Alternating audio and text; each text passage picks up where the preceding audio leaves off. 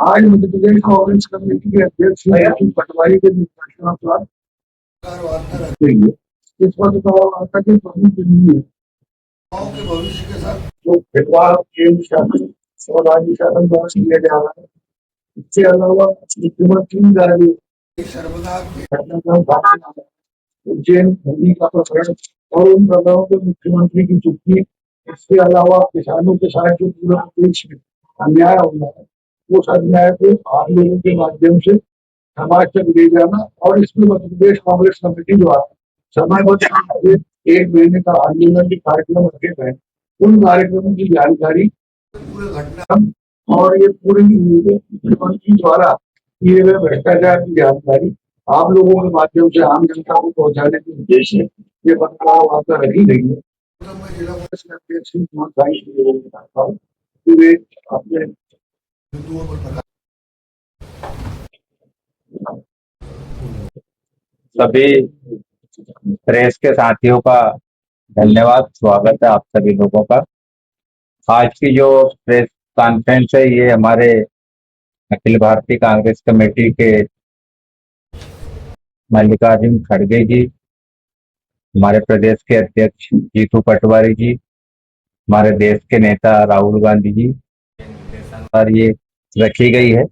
मुख्य बिंदु जो बताए थे अभी हमारे जिला प्रवक्ता जी ने, धर्म की बात करते हैं। ये लंबे समय से धर्म के नाम पे राजनीति करते आ रहे हैं और जो हमारे आराध्य हमारे आस्था का केंद्र है भगवान श्री राम जी, उनके नाम पे इन्होंने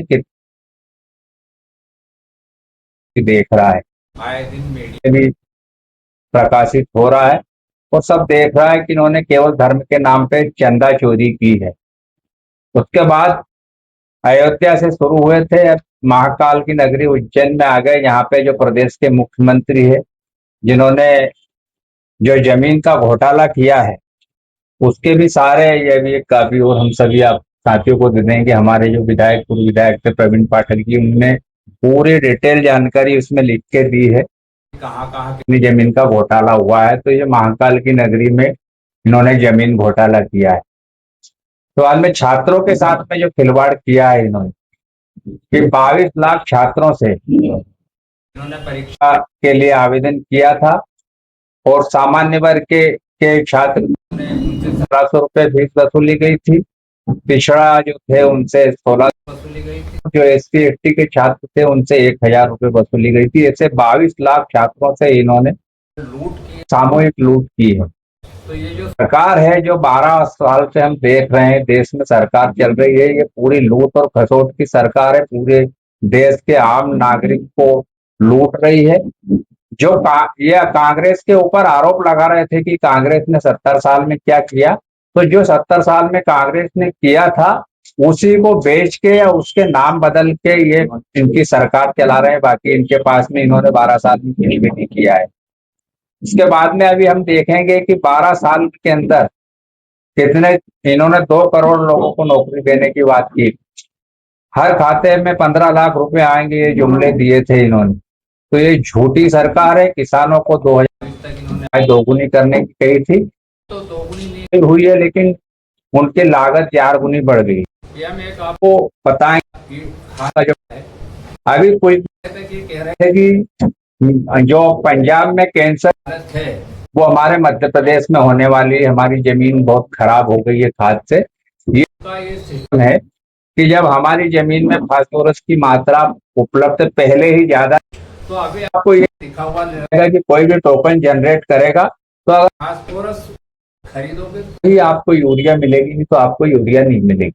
ये इनका जो इन्होंने सिस्टम लॉन्च किया है वो लॉन्च किया हुआ।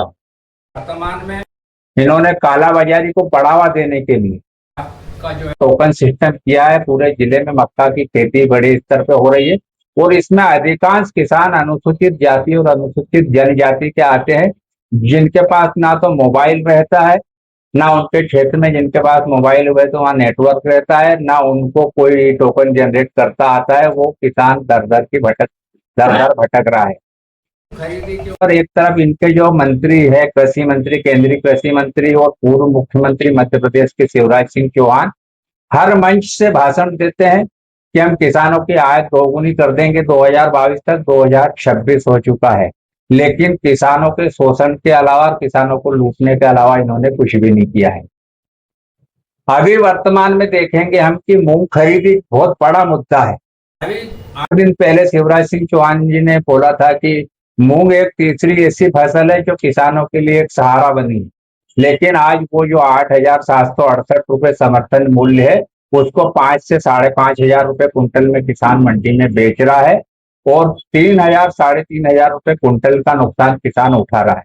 खरीदी में उन्होंने मात्र 25% कर दिया कि उत्पादन का 25%। हरदा जिले में 16 कुंटल उत्पादन होता है 1 हेक्टेयर पे, तो वो 4 कुंटल पर हेक्टेयर खरीदेंगे, मतलब 1 एकड़ पे मात्र 1 कुंटल 20 किलो के पंजीयन जो है वो अभी जो हम जब कर रहे हैं हमारे स्लाट बुक, उसमें 1 कुंटल 20 किलो का ही मैसेज आ रहा है। तो किसान का 5 एकड़ के किसान का 25 कुंटल उत्पादन है, 1 कुंटल 20 किलो अगर बेचने जाएगा तो बाकी मूंग उसकी कहाँ पे बेचेगा, ये वो जवाब दे रहा है। तो आज जो मुख्य बिंदु हमारे तीन ही है कि इन्होंने धर्म के नाम पे राजनीति शुरू की थी और देश को लूटा है इन्होंने, चंदा चोरी इन्होंने की है, महाकाल की नगरी में इन्होंने जमीन का बहुत बड़ा घोटाला किया है। मुख्यमंत्री को तत्काल इस्तीफा देना चाहिए।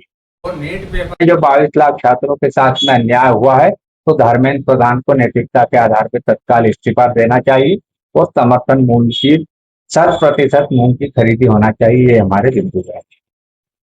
तो राम मंदिर का तो जो घोटाला सामने आया है, स्थानीय स्तर पर भी अपन लोग यदि ध्यान दें, हरदा में जो वैदिक विद्यापीठ के बारे में जो चर्चाएं जन चर्चाओं में है, उसमें भी ये चीजें स्पष्ट होती है। मोदा गांव मंडेश्वरी मठ में जो चीजें हुई, वो चीजें भी बहुत संदिग्ध है और लोगों में चर्चा का विषय है। भारतीय जनता पार्टी, उसके अनुसांगिक संगठन, राष्ट्रीय स्वयंसेवक संघ आधार बनाते हैं, लेकिन जो धार्मिक स्थान है, उन धार्मिक स्थानों पर जो लगी हुई जमीनों पर कब्जा करना, अपने ट्रस्ट स्थापित करना और उस संपत्ति को अपने फायदे के लिए यूज करना, ये इनका मुख्य उद्देश्य है। अयोध्या से ये चीजें क्लियर हुई है, लेकिन मेरा बहुत साफ कहना है कि मध्य प्रदेश के भी हर गांव में, हर शहर में यदि ये देखा जाए तो ट्रस्टों पे इनका जो कब्जा है, धार्मिक ट्रस्टों पे, वो किन उद्देश्यों से ये धार्मिक ट्रस्टों पे कब्जा कर रहे हैं, उसकी संपत्ति का अपने निजी उपयोग में लाभ ले रहे हैं, और इसके अलावा अपनी राजनीति उन ट्रस्टों के माध्यम से धर्म की मदद से चमकाना इनका एक प्रयास है, और इसमें ये सफल भी हुए हैं। जनता को आंखों में इन्होंने जो धूल रोकी है, वो भी सफल हुए उस धूल रोकने में।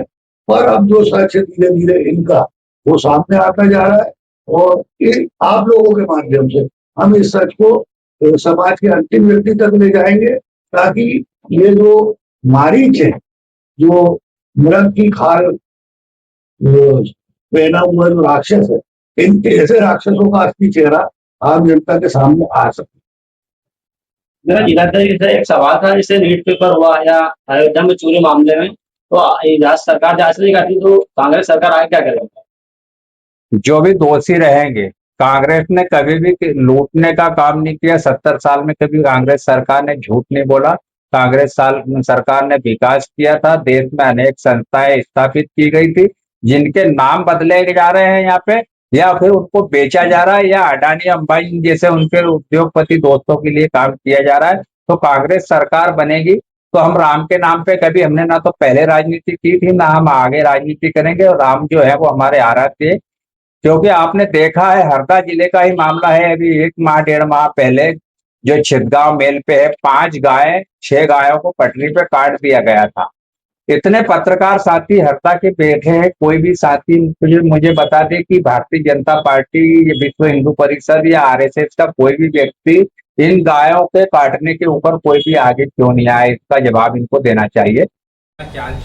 उजागर हो, किसान कितना भी छोटा हो, उसकी जमीनों की फार्मर आईडी बना दी गई है कि आपके पास में कितना क्या है, पूरा पैन कार्ड आधार कार्ड से जमीन को आपको लिंक कर दिए, आपसे टैक्स वसूला जा रहा है, जनता टैक्स चल रहा है।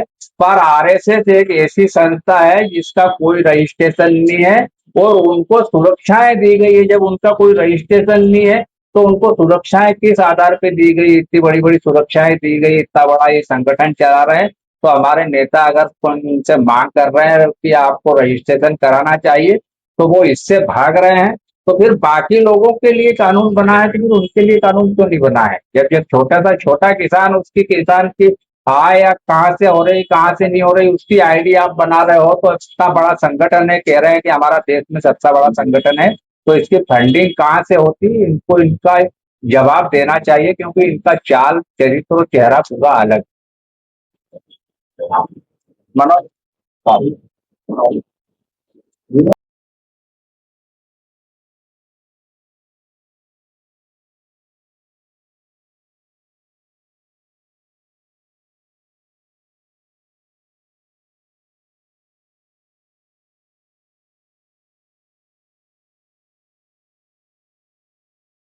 तब से शिक्षा माफियाओं को पूरे शिक्षा तंत्र पे देश पे कब्जा। भारतीय जनता पार्टी आरएसएस से जुड़े हुए जो शिक्षण संस्थान है वो ही दोषी है इस पूरे पेपर लीक के कारण। और इन दोषियों के कारण आज 20 से अधिक छात्रों और छात्राओं ने आत्महत्या की।